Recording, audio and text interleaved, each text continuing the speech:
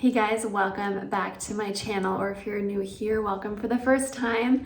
I have been promising a full kitchen tour for quite some time, so I decided this week was the week because I'm getting cleaned and organized for the holidays. So I thought I would walk you through the whole kitchen, all the drawers, show you how I organize, but I think it's really important to say that just because I do something one way doesn't mean that someone else would do it the same way. We all cook differently, we all use our kitchens differently, so what works for me may not work for you. Also, I think it's important to understand my house. So I live in an old Victorian home and it is very narrow. So the width of the kitchen is the width of my entire house. And each floor is very small, so we wanted to make the most of the space that we have in our kitchen. And also, I'm going to point out something that I really regret doing in our kitchen, because I think that's also really important to tell you guys about. So I hope you enjoy this. I hope it's helpful. If you have absolutely any questions, feel free to leave them in the comment section. And also, if you're looking for any kitchen links, I have them all on my blog, so I'll put it in the description box. The link to the photos, the before photos, the kitchen plans, the IKEA shopping list, links to absolutely everything you can think of. So if there's anything that I missed, let me know and I can always add that in for you guys. Our kitchen is at the back of our house, and because we live in an old Victorian house, this is the total width of our house. We don't have a very wide house. And you walk in, you've got our beautiful kitchen area, our little breakfast nook, and then on this side we have a little bit of seating, which we actually use a lot, and people are surprised when they're here and they find how functional that actually is, because unless you live here you don't realize that it's actually really nice if you're making a cup of tea or just to sit down. And that is our frame TV right there. The reason that it's on that wall and not on this wall is because our plan obviously one day is to have kids, and I think from a functional standpoint, being able to sit at the table and have breakfast and watch TV in the morning is great, and I can see it from the kitchen when I'm cooking.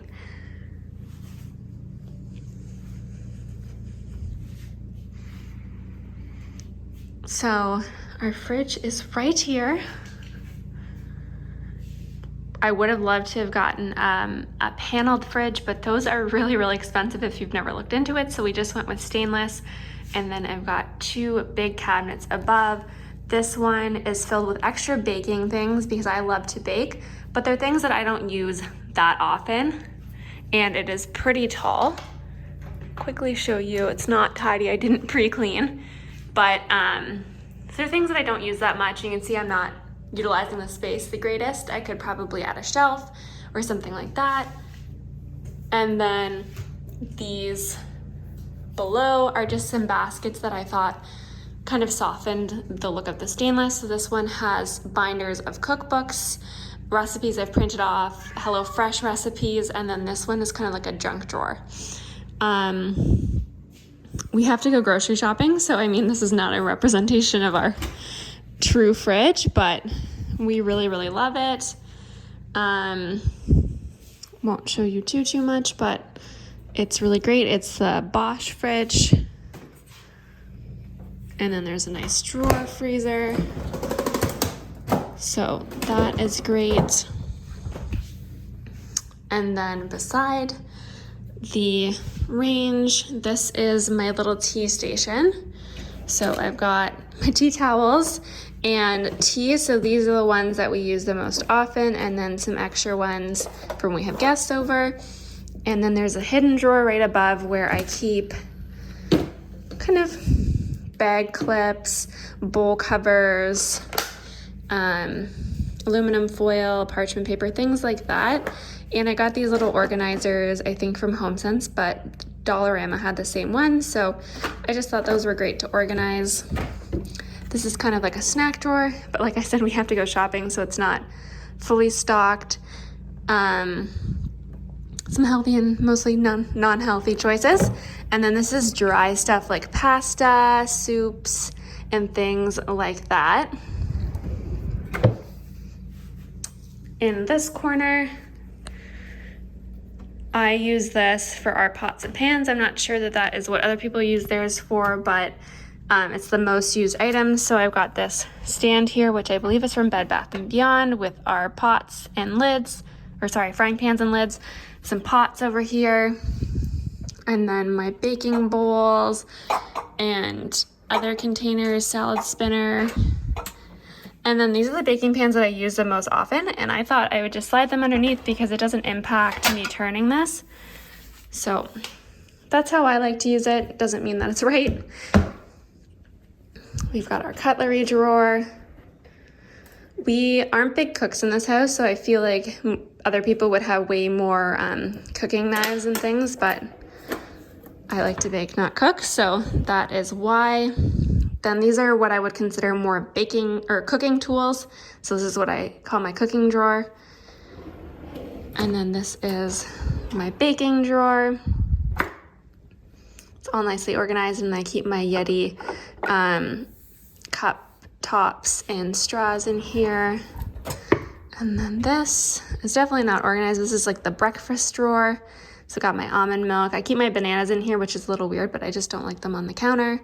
Cereals, oatmeal, things like that.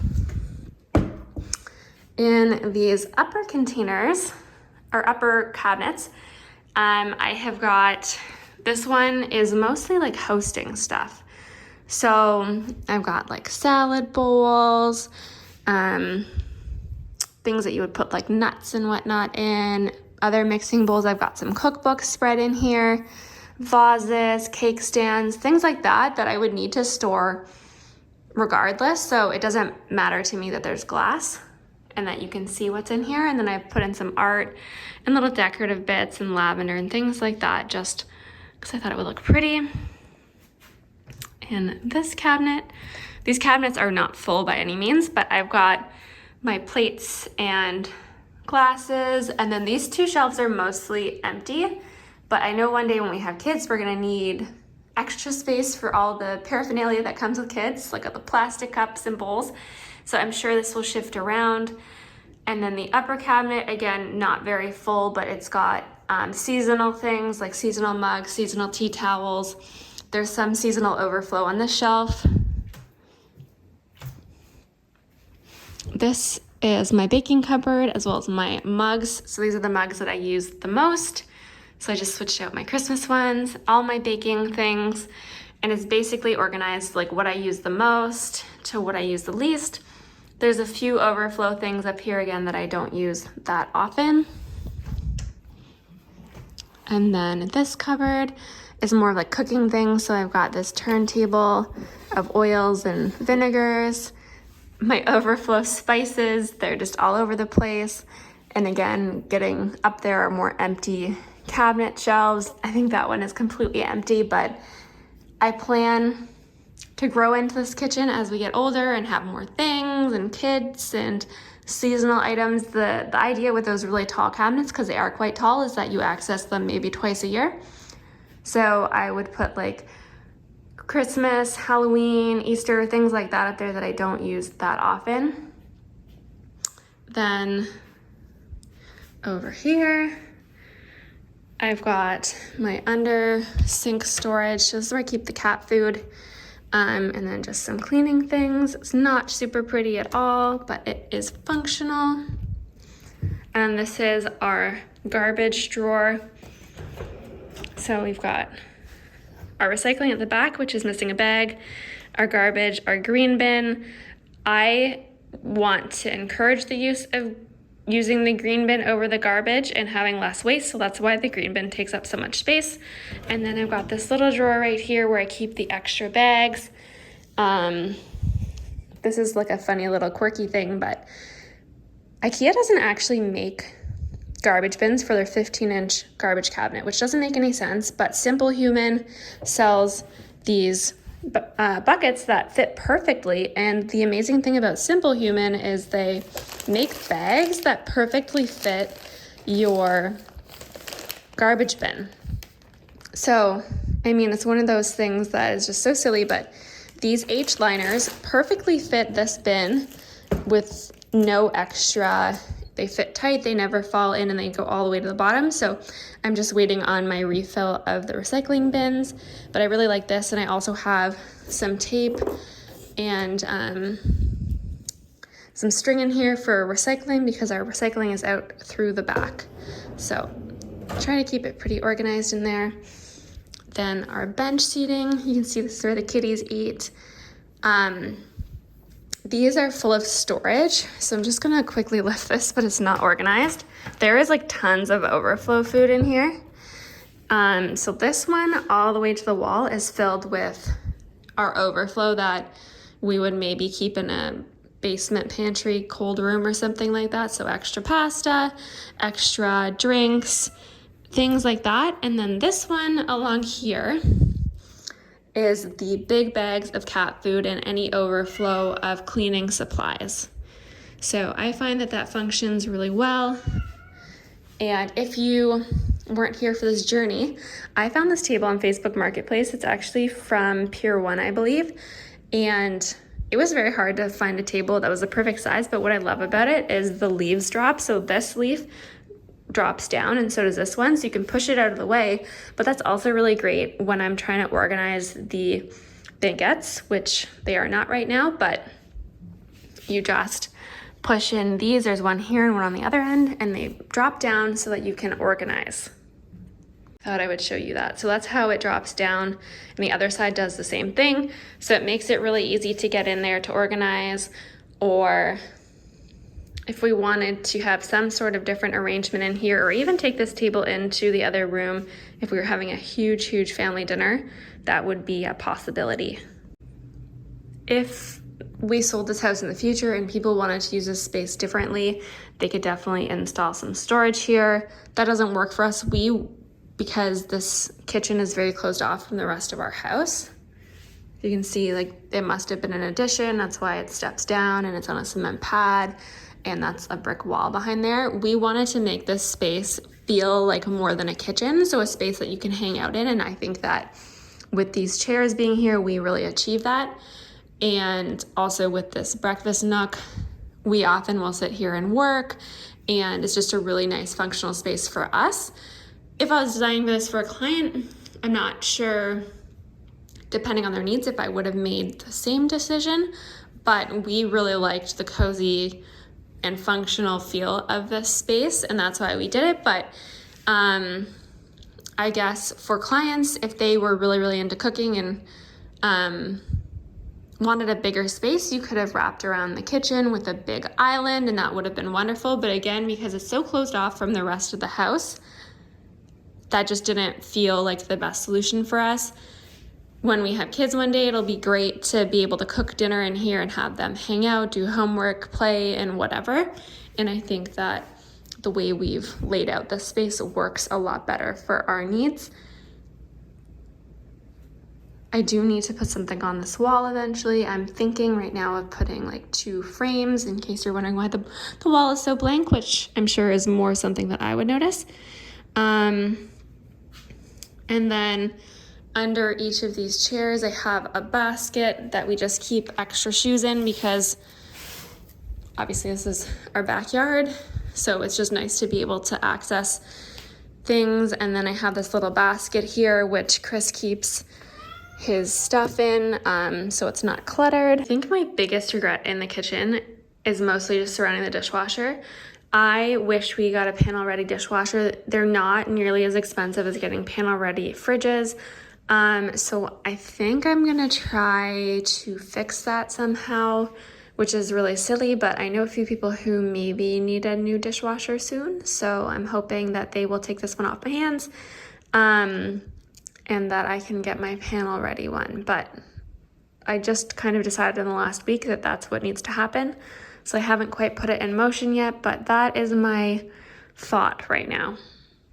I also thought I mentioned this is a bread keeper. I guess they traditionally aren't made of stoneware like that, but that is what that is for. So just keeps the bread and clutter off of our countertops. A lot of times in videos that I post on Instagram, at least in photos, you can't see the tile very well, but it's a dull day. It's not super sunny out today. So I feel like you can really see the texture that it has, the color of it. I think it's called Camden White. And all the details are on my blog in case you're looking for those details. I hope you found this helpful to look at how our kitchen functions and what we use it for, but I think it's important to remember that everyone uses their kitchen differently. So what maybe works for us wouldn't work for you. We don't drink coffee, so that's why we have a tea station, but most people love coffee, so you could switch out and have like a little coffee station. Plus, if you like to cook, this might feel like a small kitchen to you, but we live in a small Toronto home, and that is just the nature of how these houses are. We actually have probably a pretty big kitchen for our neighborhood, so we're very lucky. But I'm really glad that we can make it function for how we think we'll use it in the future by having the banquette and having this cozy seating area that we sit in every single day. I hope you found that tour super helpful. Like I said at the beginning of the video, if you have any questions or you're looking for anything, you can ask me in the comment section or check the description box for all of the kitchen links. I didn't pre-clean very much for this, so it is how I live day to day. I left the toaster out. I left all sorts of things out. We're out of groceries. So hopefully you understand that and still enjoyed having a little walkthrough of my kitchen, and hopefully soon I will do a walkthrough of the whole house.